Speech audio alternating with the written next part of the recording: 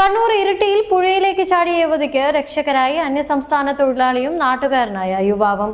ഇരിട്ടി പാലത്തിൽ നിന്നും പുഴയിലേക്ക് ചാടിയ യുവതിയെ ജീവൻ പണയപ്പെടുത്തിയാണ് ഇവർ കരയ്ക്കെത്തിച്ചത്. രക്ഷാപ്രവർത്തനത്തിനിടയിൽ ശാരീരിക അസ്വസ്ഥതകൾ നേരിട്ട ഇതര സംസ്ഥാന തൊഴിലാളിയെയും യുവതിയെയും ആശുപത്രിയിൽ പ്രവേശിപ്പിച്ചു. കൃത്യസമയത്ത് ഇടപെട്ട ലോറി ഡ്രൈവറെയും രക്ഷാപ്രവർത്തനത്തിന് ആക്കം കൂട്ടി.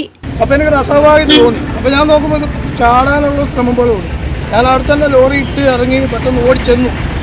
ലോറിന് പാലത്തിൽ നിന്ന് അടുത്ത് തന്നെ ഇട്ട് ഓടിച്ചെന്ന് ഇറങ്ങി ഓടിച്ചെന്നപ്പോഴത്തേക്ക് പെണ്ണുങ്ങൾ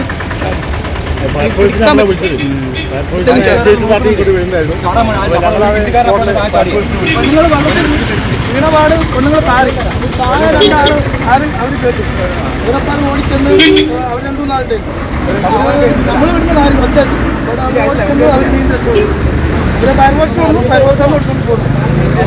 ഡ്രൈവറുടെ നിലവിളി കേട്ട് സമീപത്ത് നിർമ്മാണ പ്രവർത്തികളിൽ ഏർപ്പെട്ടിരുന്ന ഇതര സംസ്ഥാന തൊഴിലാളി ഒട്ടും മടിക്കാതെ പുഴയിലേക്ക് എടുത്തു ചാടുകയായിരുന്നു.